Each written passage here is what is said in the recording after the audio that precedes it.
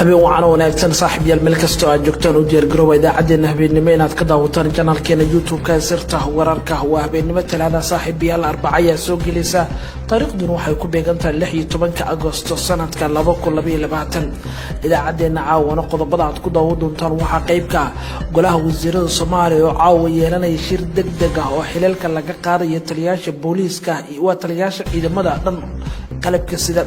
haddaba waxaan eegaynaa shirka degdeg ah hadda ka soconaya madaxtooyada Soomaaliya golaha wasiirada kaasoo la sheegay go'aano isla gaarin madaxweynaha iyo ra'iisul wasaaraha caawa la horgeynayo taliyaasha suurtagalka caawa in xilalkooda ay waayeen kuwa cusub ee la magacaabi doono wax walba oo ku saabsan waxa caawa ka soconaya xafiiska ra'iisul wasaaraha Soomaaliya ee shirka degdeg ah golaha wasiirada hadda ay leeyihiin ayaa idin soo gudbin doona macluumaadka qarsoon arintaasi ku saabsan waxa kala saaxiibayaal qayb ka noqon doona madaxweynaha Soomaaliya Xasan Sheekh Maxamuud iyo William Ruto oo qadka telefoonka ku wada hadlay galabta madaxweynaha cusub ee Kenya wada hadalada yeeshay madaxweyne Xasan iyo William Ruto iyo waxyaabaha ay ka wada hadleen xilli madaxweyne Xasan uu noqonay madaxweynihii ugu horeeyay ee gobolka ah oo si toos ah xiriir ula sameeya madaxweynaha cusub ee Kenya wali natiijadiisu muran ay ka taagan tahay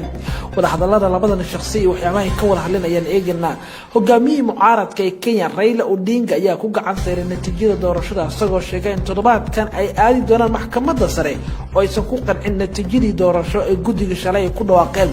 William Ruto oo dacwad furaya oo aan ku qanacsanayn Uhuru Kenyatta oo ka aamusan iyo William Ruto oo ku dhisa inda ka soo haray marka la eego xaaladda uu ku dhaqaaqayo Raila Odinga warbixin ku saabsan xaaladda Kenya ayaa si guud u eegi doona madaxweyne Muuse Bixi wuxuu qaaday tallaabo la xiriirta rabshadihii ka dhacay Somaliland xilli Muuse kaga sii daraya xaaladda Somaliland oo laga baqay in faraha ay ka baxdo wax walba oo Hargeysa ka taagan iyo waliba walaa xoogna laga muujinayo ficilada kala duwan oo qaadayo hogaamiyaha Somaliland Muuse Bixi warbixin ayaa idinka ka haya saaxiibayaal waxa kale wararkeena caawa qayb ka noqon doona macluumaadkii ugu dambeeyay la xiriira kulamada xoogga leh caawa ka soconaya madaxtooyada Soomaaliya sidoo kale waxaan eegaynaa waa maxay saddex sabab oo loo aaneynay madaxweynaha Soomaaliya Xasan Sheekh uu baabi'iyo go'aanadii farmaajo qariska tuurnimada ah ee hore u qaatay ee la xiriira sida darajo ka xayuubinta saraakiisha iyo sidoo kale qaladaadu farmaajo galay hadda dib loo saxayo dhammaan waxaan warwarkeena caawa kugu soo gudbin doona tallaabooyinka uu qaaday 24 saac ugu dambeeyay madaxweynaha Soomaaliya Xasan Sheekh Maxamuud iyo waliba wax kala dhici kara ayaa si guud ku faahfaahin doona qodobadan iyo kuwa kale ayaa saaxiibayaal warkeena caawa aad ku daawan doontaan qayb ka noqon daawadayaasheena sida maalinlaha ugu xiray channelkeena YouTube-ka sirta wararka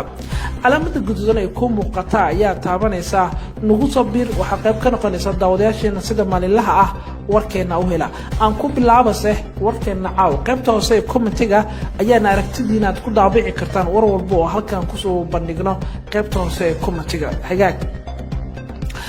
shir degdeg ah oo golaha wasiirada iyo hadda ay la hadleen wuxuu ka soconaya xafiiska ra'iisul wasaaraha Soomaaliya waxaana warar soo baxay sheegay shirkan go'aan lagu gaaray xilka qadista taliyaasha ciidamada iyo sidoo kale gudoomiyaha gobolka Banaadir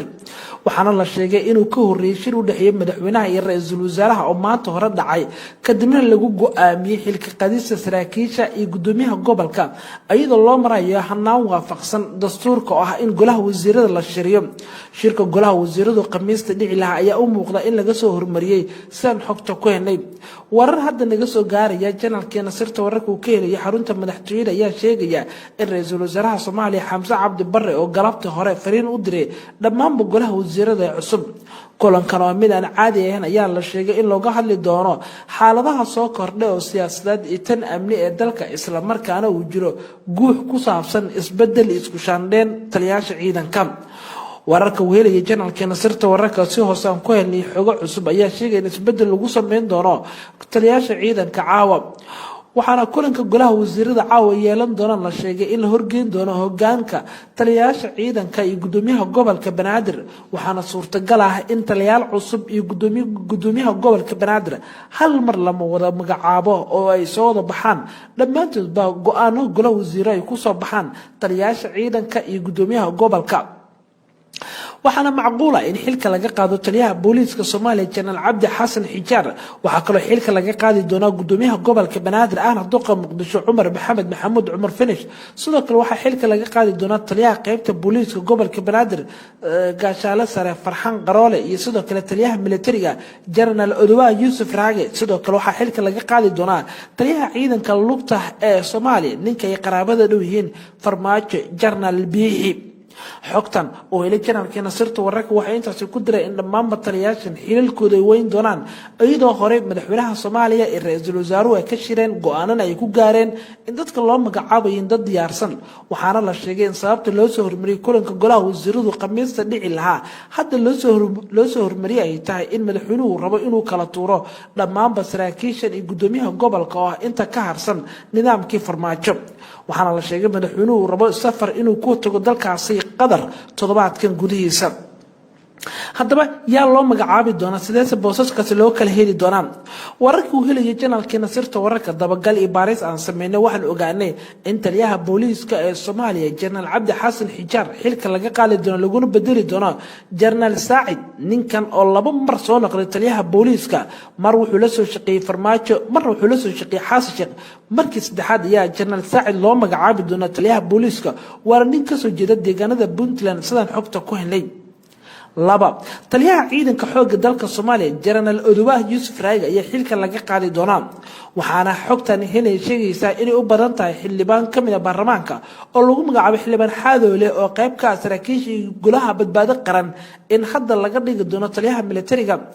Xaadoole oo jarnaal ah ayaa ka tagi doona xilka xildhibaannimo wuxuuna qaadan doonaa taliyaha ciidanka militariga sidaan xogta ku helnay qofka saddexaad waa gaashaale sare Farxan Qaroole booskiisa waxa hadda la xaqiijiyay u badan tahay in mar kale dib loogu soo noqon doono General Saadiq Umar Xasan Saadiq John oo xalay madaxweynaha Soomaaliya darajadiisa ciidanimo loo soo celiyay sababta ugu weyn ee Farxan Qaroole sababta ugu weyn ee General Saadiq John darajadiisa weele ayaa la xaqiijiyay inuu rabo in marka loo magacaabo taliyaha booliiska gobolka Banaadir halka taliyaha ciidanka lugta asna loo magacaabo doono sarkaal kale oo cusub waana isbedelada dhici kara laakiin noo suurtagelin inaan helo qofka suurtagalka noqon kara magaciisa ee lagu bedeli doono Cumar Finish saddex qof ayaana miiska saaran waxaase aad u xoogan in madaxweynuhu qaadan doono saaxiibkiisii gudoomiyihii hore ee gobolka Banaadir hore u soo maamulay Yusuf Xuseen Jimcaale kaas oo dhaxaad waa xisbiga UDP haddaba shirka golaha wasiiradu waa mid degdeg ah oo hadda ka soconaya madaxtooyada Soomaaliya saaxiibayaal shirkan iyo wax walba oo ka soo korra go'aanada soo baxa magacaabista dhacda xubnaha xilalka laga qaada warkeena kale ayaan ku faahfaahin doonaa haddii xitaa shirka uu soo dhamaado si degdeg ah ayaan live u soo geli doonaa oo aan kula wadaagi doonaa wararkii ugu dambeeyay waagaag qodobada kale warkeena kaar waxa qaybka madaxweynaha Soomaaliya Xasan Sheekh iyo William Ruto ayaa yeeshay wada hadaladii ugu horeeyay tani markii William Ruto uu ku guuleystay doorashada marka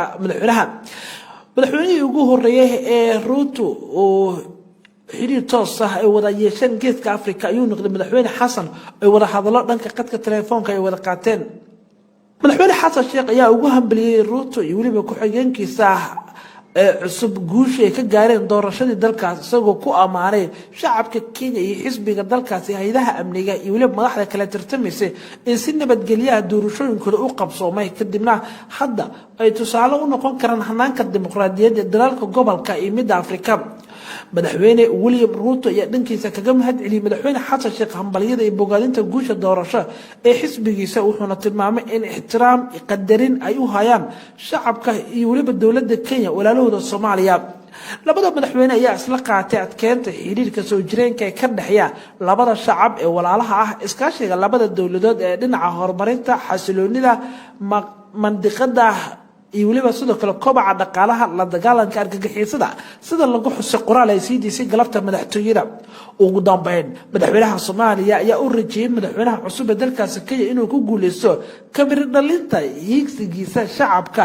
ee dhanka horumarka door muuqda inuu ka qaato iskaashiga iyo waliba wax wada qabsiga gobolka madaxweyne ku xigeenka dalkaas Kenya oo William Ruto hadda shalay uu ku guuleystay doorashadii dhacday 9 Agoosto oo ugu dambeyn shalay lagu dhawaaqay inuu yahay madaxweynaha dalkaasi Ruto ayaa si dirqi kaga adkaaday ra'iisul wasaarihii hore dalkaasi Kenya Raila Odinga oo markii shanaad guuldarro xanuun badan kala kulmay natiijada rasmiga guddiga doorashada ayaana muujinaysay in Ruto uu helay 50+ oo boqolkiiba codadkii la tiriyay oo u dhiganta 7,176,141 cod halka Odinga uu helay 48.85 boqolkiiba codadkii la tiriyay oo u dhiganta 6,942,930 cod haddaba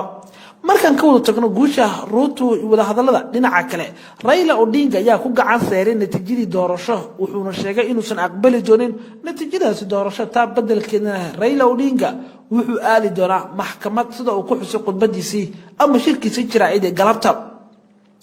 musharaxa looga adkaaday doorashada dalkaasi Kenya Raila Odinga ayaa ku gacan saaray natiijada doorashada shalay oo ku dhawaaqay guddiga doorashada madaxa banaan Odinga ayaa sheegay in ku dhawaaqista guddiga fulinta oo guddiga doorashada ay tahay mid musuqmaasuqa lagu shubtay oo William Ruto oo musuqmaasuqa waxba kama jiraan ayuu ka soo qaday wuxuuna intaasi ku daray in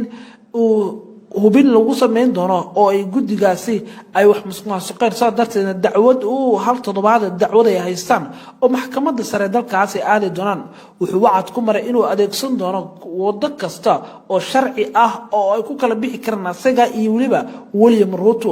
ma doonayo qalalaaso in dalkeena uu galo ma doonayo inaan si buuxda kaga hadlo wixii dhacay waa wada ognahay dhamaanteen waxaan raadin doonaa dhamaanba wado sharci ah iyo mid dastuuri ah aan u marno helida xaquuqdeena ayuu yiri hogaamiyaha xisbiga mucaaradka ee dalkaasi Kenya ayaa xushmad darro ku tilmaamay tallaabada ay qaadeen guddiga doorashada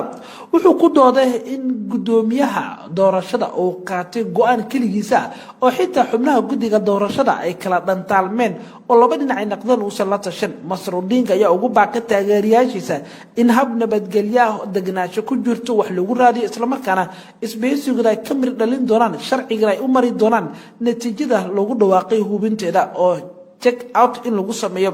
Odinga ayaa hore u sheegay in lagu qiyaanay guulo waaweyn oo laga gaaray doorashooyinkii dhacay 2007 2013 2017 waana markii shanaad oo looga adkaanayo doorashada Odinga oo guuldarro qaatay wuxuu sheegay inuusan ku qancin natiijada guddiga doorashada oo ay maxkamadda sare aadi doonaan dacwad ay geysan doonaan si uu yiri ay u helaan xaquuqda ka maqan wahagaag xaaladda Kenya saaxiibyal waa intaas wax kale weyn oo hadda ka soo koray Kenya kama jiraan marka loo eego in natiijadii doorasho uu diiday hogaamiye mucaaradka haddii Odinga uu aqbali lahaa natiijada tani waxay ka dhignaan lahayd in isla toddobaadkan la dhaariyay Raila Odinga oo la dhaariyay William Ruto laakiin Odinga ayaa diiday natiijada doorasho tani waxay ka dhigan tahay in doorashada lagu noqon doono waa haddii maxkamadda sare aqbashay laakiin haddii maxkamadda sare ee laasho dhammaan dacwadaha hogaamiyaha mucaaradka waxay ka dhignaan doontaa William Ruto inuu noqon doono madaxweynaha xiga ee Uhuru Kenyatta bedeli doona Muuse Biixi wuxuu qaaday tallaabo la xiriirta rabshadihii ka dhacay Soomaaliland mid ka sii daraysa madaxweynaha Soomaaliland Muuse Biixi Cabdi ayaa magacaabay guddi cusub oo baaris ku sameeya mudaharaadii rabshadaha wata ee dhawaan ka dhacay magaalooyinka waaweyn ee Soomaaliland dad badan ay ku dhinteen kuwana ay ku dhaawacmeen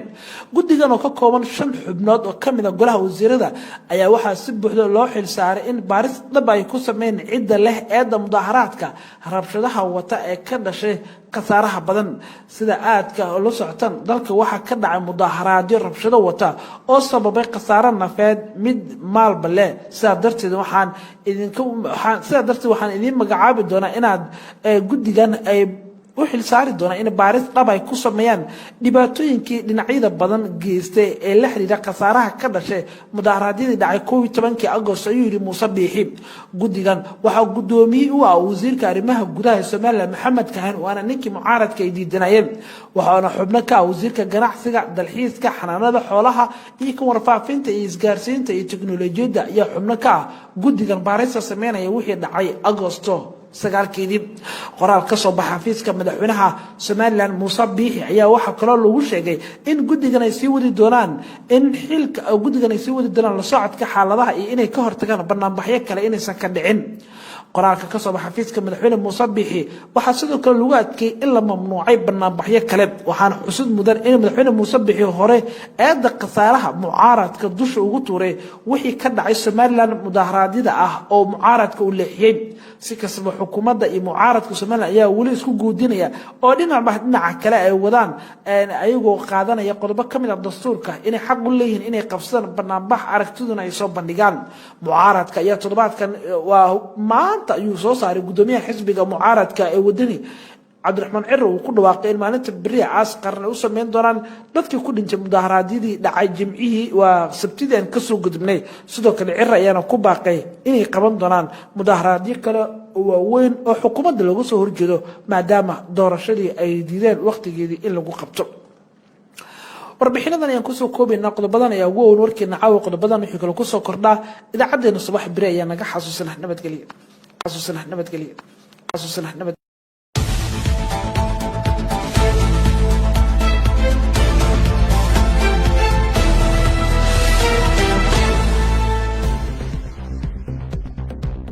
habeen wacan wanaagsan saaxiibayaal meel kasta oo aad joogtaan u diyaar garooba idaacadeena habeenimo inaad ka daawataan channelkeena YouTube-ka sirta wararka waa habeenimo talaada saaxiibayaal Arbaca ayaa soo gelaysa taariikhduna waxay ku beegantahay 16 Agoosto sanadka 2022 idaacadeena caawana qodobada aad ku daawan doontaan waxaa qayb ka golaha wasiirada Soomaaliya oo caawa yeelanaya shir degdeg ah oo xilalka laga qaadayo taliyaasha booliiska iyo taliyaasha ciidamada dhan qalabka sida haddaba waxaan eegaynaa shirka degdeg ah hadda ka soconaya madaxtooyada Soomaaliya golaha wasiirada kaasoo la sheegay go'aano isla gaarin madaxweynaha iyo ra'iisul wasaaraha caawa la horgeynayo taliyaasha suurtagalka caawa in xilalkooda ay waayeen kuwa cusub ee la magacaabi doono wax walba oo ku saabsan waxa caawa ka soconaya xafiiska ra'iisul wasaaraha Soomaaliya ee shirka degdeg ah golaha wasiirada hadda ay leeyihiin ayaa idin soo gudbin doona macluumaadka qarsoon arintaasi ku saabsan waxa kala saaxiibayaal qayb ka noqon doona madaxweynaha Soomaaliya Xasan Sheekh Maxamuud iyo William Ruto oo qadka telefoonka ku wada hadlay galabta madaxweynaha cusub ee Kenya wada hadalada yeeshay madaxweyne Xasan iyo William Ruto iyo waxyaabaha ay ka wada hadleen xilli madaxweyne Xasan uu noqonay madaxweynihii ugu horeeyay ee gobolka ah oo si toos ah xiriir ula sameeya madaxweynaha cusub ee Kenya wali natiijadiisu muran ay ka taagan tahay wada hadalada labadan shakhsi iyo waxyaabaha ay ka wada hadleen ayaan eegnaa hogaamiyihii mucaaradka ee Kenya Raila Odinga ayaa ku gacan saaray natiijada doorashada isagoo sheegay in toddobaadkan ay aadi doonaan maxkamadda sare oo aysan ku qancin natiijadii doorasho ee guddiga shalay ku dhawaaqeen William Ruto oo dacwad furaya oo aan ku qanacsanayn Uhuru Kenyatta oo ka aamusan iyo William Ruto oo ku dhisa indha ka soo haray marka la eego xaaladda uu ku dhaqaaqayo Raila Odinga warbixin ku saabsan xaaladda Kenya ayaa si guud u eegi doona madaxweyne Muuse Biixi wuxuu qaaday tallaabo la xiriirta rabshadihii ka dhacay Somaliland xilli Muuse kaga sii daraya xaaladda Somaliland oo laga baqay in faraha ay ka baxdo wax walba oo Hargeysa ka taagan iyo waliba walaa xoog leh laga muujinayo ficilada kala duwan oo qaadayo hogaamiyaha Somaliland Muuse Biixi warbixin ayaa idinka ka haya saaxiibayaal waxa kale wararkeena caawa qayb ka noqon doona macluumaadkii ugu dambeeyay la xiriira kulamada xoogga leh ee caawa ka soconaya madaxtooyada Soomaaliya sidoo kale waxaan eegaynaa waa maxay saddex sabab oo loo aaneynayay madaxweynaha Soomaaliya Xasan Sheekh uu baabi'iyo go'aanadii farmaajo qariska tuurnimada ah ee hore u qaatay ee la xiriira sida darajo ka xayuubinta saraakiisha iyo sidoo kale qaladaad oo farmaajo galay hadda dib loo saxayo dhammaan waxaan warwarkeena caawa kugu soo gudbin doona tallaabooyinka uu qaaday 24 saac ugu dambeeyay madaxweynaha Soomaaliya Xasan Sheekh Maxamuud iyo waliba wax kale oo dhici kara ayaa si guud ku faahfaahin doona qodobadan iyo kuwa kale ayaa saaxiibayaal warkeena caawa aad ku daawan doontaan qayb ka noqon daawadayaasheena sida maalinlaha ugu xiray channelkeena YouTube-ka sirta wararka calaamada guduudan ee ku muuqata ayaa taabanaysa nagu soo biir waxa qayb ka noqonaysa daawadayaasheena sida maalinlaha ah warkeena u hela aan ku bilaabase warkeena caaw qaybta hoose ee commentiga ayaana aragtidiina aad ku daabici kartaan war walba oo halkan ku soo bandhigno qaybta hoose ee commentiga xagaag shir degdeg ah oo golaha wasiirada iyo hadda ay la hadleen wuxuu ka soconaya xafiiska ra'iisul wasaaraha Soomaaliya waxaana warar soo baxay sheegana shirkan go'aan lagu gaaray xilka qadista taliyaasha ciidamada iyo sidoo kale gudoomiyaha gobolka Banaadir waxaana la sheegay inuu ka horeeyay shir u dhaxeeyay madaxweynaha iyo ra'iisul wasaaraha oo maanta hore dhacay kadibna lagu go'aamiyay xilka qadista saraakiisha iyo gudoomiyaha gobolka iyadoo loo marayo hanaan waafaqsan dastuurka oo ah in golaha wasiirada la shiriyo shirka golaha wasiiradu Khamiista dhici lahaa ayaa u muuqda in laga soo hormariyay sidaan xogta ku helnay warar hadda naga soo gaaraya janalkeena sirta wararka uu ka helay xarunta madaxtooyada ayaa sheegaya in ra'iisul wasaaraha Soomaaliya Xamse Cabdi Barre oo galabta hore fariin u diray dhammaan golaha wasiirada cusub kulankan oo mid aan caadi ahayn ayaa la sheegay in looga hadli doono xaaladaha soo kordhay oo siyaasadeed iyo tan amni ee dalka isla markaana uu jiro guux ku saabsan isbedel isku shaandheen taliyaasha ciidanka wararka uu helay janalkeena sirta wararka si hoos aan ku helnay xogo cusub ayaa sheegay in isbedel lagu sameyn doono taliyaasha ciidanka caawa waxaana kulanka golaha wasiirada caawa yeelan doona la sheegay in la horgeyn doono hogaanka taliyaasha ciidanka iyo gudoomiyaha gobolka Banaadir waxaana suurtagal ah in taliyaal cusub iyo gudoomiyaha gobolka Banaadir hal mar lama wada magacaabo oo ay soo wada baxaan dhammaantood ba go'aano golaha wasiirada ay ku soo baxaan taliyaasha ciidanka iyo gudoomiyaha gobolka waxaana macquul ah in xilka laga qaado taliyaha booliiska Soomaaliya General Cabdi Xasan Xijaar waxa kale xilka laga qaadi doonaa gudoomiyaha gobolka Banaadir ahna duqa Muqdisho Cumar Maxamed Maxamuud Cumar Finish sidoo kale waxa xilka laga qaadi doonaa taliyaha qaybta booliiska gobolka Banaadir gaashaale sare Farxan Qaroole iyo sidoo kale taliyaha militariga General Odowa Yusuf Raage sidoo kale waxa xilka laga qaadi doonaa taliyaha ciidanka lugta ee Soomaaliya ninka ay qaraabada dhow yihiin Farmaajo General Biixi xogtan oo ilaa janalkeena sirta wararka waxay intaas ku diray in dhammaan taliyaashan xilalkooda ay weyn doonaan iyadoo hore madaxweynaha Soomaaliya ee ra'iisul wasaaruhu ay ka shireen go'aanan ay ku gaareen in dadka loo magacaabayo dad diyaarsan waxaana la sheegay in sababta loo soo hormariyay kulanka golaha wasiiradu Khamiista dhici lahaa hadda loo soo hormariyay ay tahay in madaxweynuhu rabo inuu kala tuuro dhammaan saraakiishan iyo gudoomiyaha gobolka oo inta ka harsan nidaamkii Farmaajo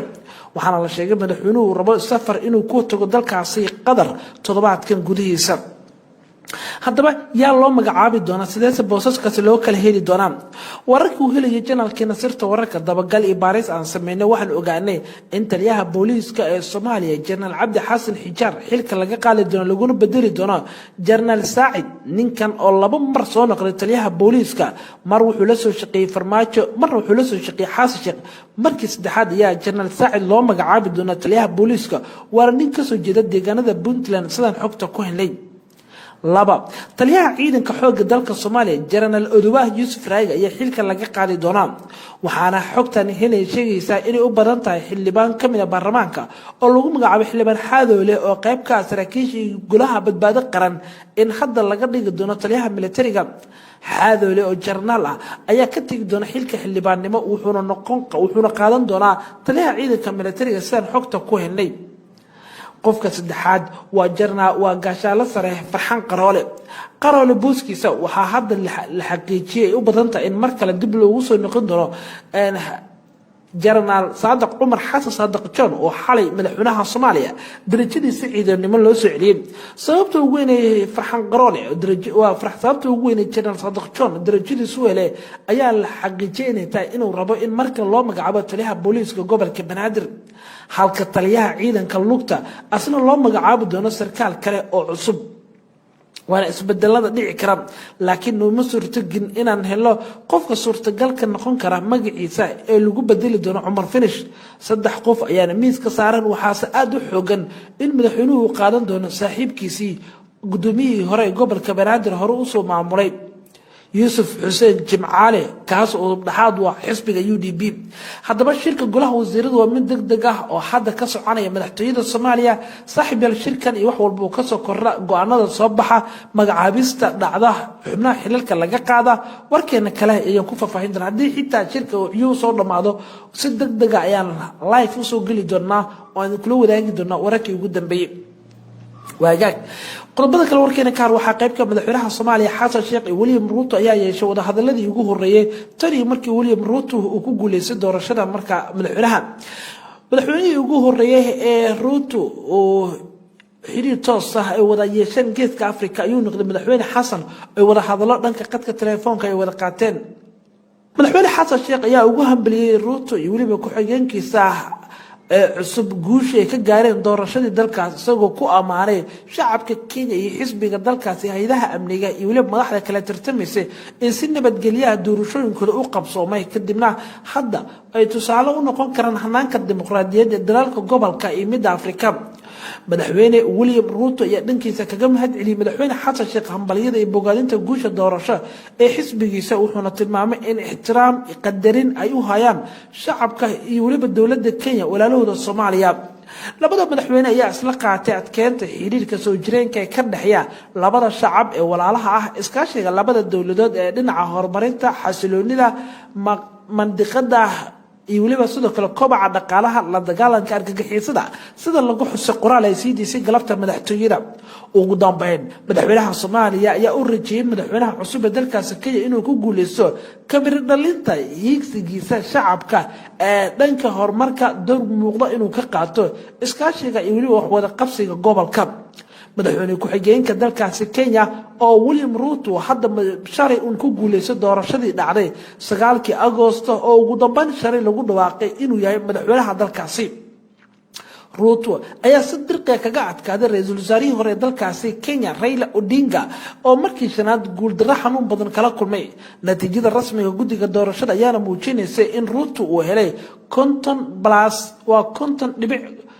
49 oo boqolkiiba codadkii la tiriyay oo u dhiganta 7,176,141 cod halka Odinga uu helay 48.85 boqolkiiba codadkii la tiriyay oo u dhiganta 6,942,930 cod haddaba markan ka wada tagno guusha Ruto iyo wada hadalada dhinaca kale Raila Odinga ayaa ku gacan saaray natiijadii doorasho wuxuuna sheegay inuusan aqbali doonin natiijadaasi doorasho taa bedelkeedna Raila Odinga wuxuu aadi doonaa maxkamad sida uu ku xusay khudbadiisii ama shirkiisa jiraa'id ee galabta musharaxa looga adkaaday doorashada dalkaasi Kenya Raila Odinga ayaa ku gacan saaray natiijada doorashada shalay oo ku dhawaaqay guddiga doorashada madaxa banaan Odinga ayaa sheegay in ku dhawaaqista guddiga fulinta oo guddiga doorashada ay tahay mid musuqmaasuqa lagu shubtay oo William Ruto oo musuqmaasuqa waxba kama jiraan ayuu ka soo qaday wuxuuna intaas ku daray in uu hubin lagu sameyn doono oo ay guddigaasi ay wax musuqmaasuqeen soo darteedna dacwad uu hal toddobaad dacwad ay haystaan oo maxkamadda sare dalkaasi aadi doonaan wuxuu wacad ku maray inuu adeegsan doono wado kasta oo sharci ah oo ay ku kala bixi karaan asaga iyo waliba William Ruto ma doonayo qalalaaso in dalkeena uu galo ma doonayo inaan si buuxda kaga hadlo wixii dhacay waa wada ognahay dhamaanteen waxaan raadin doonaa dhamaanba wado sharci ah iyo mid dastuuri ah aan u marno helida xaquuqdeena ayuu yiri hogaamiyaha xisbiga mucaaradka ee dalkaasi Kenya ayaa xushmad darro ku tilmaamay tallaabada ay qaadeen guddiga doorashada wuxuu ku dooday in gudoomiyaha doorashada uu qaatay go'aan kaligiisa oo xitaa xubnaha guddiga doorashada ay kala dhantaalmeen oo laba dhinac ay noqdeen uu la tashan Masar Odinga ayaa ugu baaqay taageerayaashiisa in hab nabadgelyo degnaansho ku jirto wax lagu raadiyo isla markaana isbeysiga ay ka mir dhalin doonaan sharciga ay u mari doonaan natiijada lagu dhawaaqay hubinteeda oo check out in lagu sameeyo Odinga ayaa hore u sheegay in lagu qiyaanay guulo waaweyn oo laga gaaray doorashooyinkii dhacay 2007 2013 2017 waana markii shanaad oo looga adkaanayo doorashada Odinga oo guul darro qaatay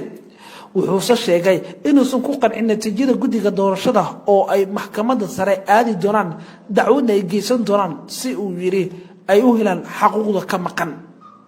wahagaag xaaladda Kenya saaxiibayaal waa intaas wax kale weyn oo hadda ka soo korray Kenya kama jiraan marka loo eego in natiijadii doorasho uu diiday hogaamiye mucaaradka haddii Odinga uu aqbali lahaa natiijada tani waxay ka dhignaan lahayd in isla toddobaadkan la dhaariyay Raila Odinga la dhaariyay William Ruto laakiin Odinga ayaa diiday natiijada doorasho tani waxay ka dhigan tahay in doorashada lagu noqon doono waa haddii maxkamadda sare aqbashay laakiin haddii maxkamadda sare ee laasho dhammaan dacwadaha hogaamiyaha mucaaradka waxay ka dhignaan doontaa William Ruto inuu noqon doono madaxweynaha xiga ee Uhuru Kenyatta bedeli doona Muuse Biixi wuxuu qaaday tallaabo la xiriirta rabshadihii ka dhacay Soomaaliland mid ka sii daraysa madaxweynaha Soomaaliland Muuse Biixi Cabdi ayaa magacaabay guddi cusub oo baaris ku sameeya mudaharaadii rabshadaha wata ee dhawaan ka dhacay magaalooyinka waaweyn ee Soomaaliland dad badan ay ku dhinteen kuwana ay ku dhaawacmeen guddigan oo ka kooban 5 xubnood oo kamid ah golaha wasiirada ayaa waxaa si buuxda loo xil saaray in baaris dhab ay ku sameeyaan cidda leh eedda mudaharaadka rabshadaha wata ee ka dhashay qasaaraha badan sida aadka loo socotaan dalka waxa ka dhacay mudaharaadyo rabshado wata oo sababay qasaaro nafeed mid maalba leh sida darteed waxaan idin magacaabi doonaa inaad guddigan ay u xilsaari doona in baaris dhab ay ku sameeyaan dhibaatooyinkii dhinacyada badan geystay ee la xiriira khasaaraha ka dhashay mudaharaadyadii dhacay 12 Agosto ayuu yiri Muuse Biixi gudigan waxa gudoomiye u ah wasiirka arrimaha gudaha Soomaaliya Maxamed Kahan waana ninkii mucaaradka ay diidanayeen waxaana xubno ka wasiirka ganacsiga dalxiiska xanaanada xoolaha iyo ka warfaafinta iyo isgaarsiinta iyo tiknoolajiyada ayaa xubno ka gudigan baarista sameynaya wixii dhacay Agosto sagaalkeedii qoraal ka soo baxay xafiiska madaxweynaha Soomaaliland Muuse Biixi ayaa waxa kale lagu sheegay in gudigan ay sii wadi doonaan la socodka xaaladaha iyo inay ka hortagaan barnaamijyo kale inaysan ka dhicin qoraalka ka soo baxay xafiiska madaxweynaha Muuse Biixi waxa sidoo kale lagu adkeeyay in la mamnuucay barnaamijyo kale waxaana xusud mudan in madaxweynaha Muuse Biixi hore eeda khasaaraha mucaaradka dusha ugu tuuray wixii ka dhacay Soomaaliland mudaharaadyada ah oo mucaaradka u leexiyay si kastaba xukuumadda iyo mucaaradka Soomaaliland ayaa wali isku guudinaya oo dhinaca kale ay wadaan ayagoo qaadanaya qodobo kamid ah dastuurka inay xaq u leeyihiin inay qabsadaan barnaamij aragtiduna ay soo bandhigaan mucaaradka ayaa toddobaadkan waa maanta ayuu soo saaray gudoomiyaha xisbiga mucaaradka ee wadani Cabdiraxmaan Cirro uu ku dhawaaqay in maalinta bariya aas qaran u sameyn doonaan dadkii ku dhintay mudaharaadyadii dhacay Jimcihii waa Sabtidii ka soo gudubnay sidoo kale Cirro ayaana ku baaqay inay qaban doonaan mudaharaadyo kale oo weyn oo xukuumadda lagu soo horjeedo maadaama doorashadii ay diideen waqtigeedii in lagu qabto warbixinadan ayaan kusoo koobaynaa qodobadan ayaa ugu weyn warkeena caawa qodobadan wixii kale kusoo kordhaa idaacadeena subax bari ayaa naga xasuusanah nabadgelyo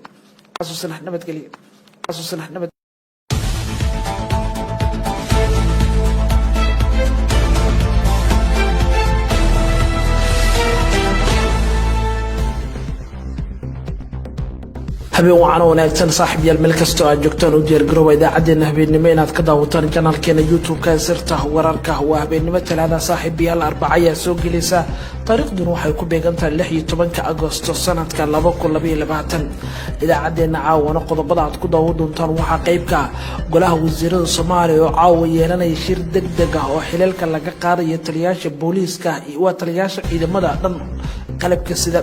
haddaba waxaan eegaynaa shirka degdeg ah hadda ka soconaya madaxtooyada Soomaaliya golaha wasiirada kaasoo la sheegay go'aano isla gaarin madaxweynaha iyo ra'iisul wasaaraha caawa la horgeynayo taliyaasha suurtagalka caawa in xilalkooda ay waayeen kuwa cusub ee la magacaabi doono wax walba oo ku saabsan waxa caawa ka soconaya xafiiska ra'iisul wasaaraha Soomaaliya ee shirka degdeg ah golaha wasiirada hadda ay leeyihiin ayaa idin soo gudbin doona macluumaadka qarsoon arintaasi ku saabsan waxa kala saaxiibayaal qayb ka noqon doona madaxweynaha Soomaaliya Xasan Sheekh Maxamuud iyo William Ruto oo qadka telefoonka ku wada hadlay galabta madaxweynaha cusub ee Kenya wada hadalada yeeshay madaxweyne Xasan iyo William Ruto iyo waxyaabaha ay ka wada hadleen xilli madaxweyne Xasan uu noqonayo madaxweynihii ugu horeeyay ee gobolka ah oo si toos ah xiriir ula sameeya madaxweynaha cusub ee Kenya wali natiijadiisu muran ay ka taagan tahay wada hadalada labadan shakhsi iyo waxyaabaha ay ka wada hadleen ayaan eegnaa hogaamiyihii mucaaradka ee Kenya Raila Odinga ayaa ku gacan saaray natiijada doorashada asagoo sheegay in toddobaadkan ay aadi doonaan maxkamadda sare oo aysan ku qancin natiijadii doorasho ee guddiga shalay ku dhawaaqeen William Ruto oo dacwad furaya oo aan ku qanacsanayn Uhuru Kenyatta oo ka aamusan iyo William Ruto oo ku dhisa indha ka soo haray marka la eego xaaladda uu ku dhaqaaqayo Raila Odinga warbixin ku saabsan xaaladda Kenya ayaa si guud weyn doona madaxweyne Muuse Biixi wuxuu qaaday tallaabo la xiriirta rabshadihii ka dhacay Soomaaliland xilli Muuse kaga sii daraya xaaladda Soomaaliland oo laga baqay in faraha ay ka baxdo wax walba oo Hargeysa ka taagan iyo waliba walaa xoog leh laga muujinayo ficilada kala duwan oo qaadayo hogaamiyaha Soomaaliland Muuse Biixi warbixin ayaa idinka ka haya saaxiibayaal waxa kale wararkeena caawa qayb ka noqon doona macluumaadkii ugu dambeeyay la xiriira kulamada xoogga leh ee caawa ka soconaya madaxtooyada Soomaaliya sidoo kale waxaan eegaynaa waa maxay saddex sabab oo loo aaneynay madaxweynaha Soomaaliya Xasan Sheekh uu baabi'iyo go'aanadii farmaajo qariska tuurnimada ah ee hore u qaatay ee la xiriira sida darajo ka xayuubinta saraakiisha iyo sidoo kale qaladaad oo farmaajo galay hadda dib loo saxayo dhammaan waxaan warwarkeena caawa kugu soo gudbin doona tallaabooyinka uu qaaday 24 saac ugu dambeeyay madaxweynaha Soomaaliya Xasan Sheekh Maxamuud iyo waliba wax kale oo dhici kara ayaa si guud ku faahfaahin doona qodobadan iyo kuwa kale ayaa saaxiibayaal warkeena caawa aad ku daawan doontaan qayb ka noqon daawadayaasheena sida maalinlaha ugu xiray channelkeena YouTube-ka sirta wararka calaamada guduudan ee ku muuqata ayaa taabanaysa nagu soo bir waxa qayb ka noqonaysa daawadayaasheena sida maalinlaha ah warkeena u hela aan ku bilaabase warkeena caaw qaybta hoose ee commentiga ayaana aragtidiina aad ku daabici kartaan war walba oo halkan ku soo bandhigno qaybta hoose ee commentiga hagaag shir degdeg ah oo golaha wasiirada iyo hadda ay la hadleen wuxuu ka soconaya xafiiska ra'iisul wasaaraha Soomaaliya waxaana warar soo baxay sheegay shirkan go'aan lagu gaaray xilka qadista taliyaasha ciidamada iyo sidoo kale gudoomiyaha gobolka Banaadir waxaana la sheegay inuu ka horeeyay shir u dhaxeeyay madaxweynaha iyo ra'iisul wasaaraha oo maanta hore dhacay kadibna lagu go'aamiyay xilka qadista saraakiisha iyo gudoomiyaha gobolka iyadoo loo marayo hanaan waafaqsan dastuurka oo ah in golaha wasiirada la shiriyo shirka golaha wasiiradu Khamiista dhici lahaa ayaa u muuqda in laga soo hormariyay san xogta ku helay warar hadda naga soo gaaraya channelkeena sirta wararka uu ka helay xarunta madaxtooyada ayaa sheegaya in ra'iisul wasaaraha Soomaaliya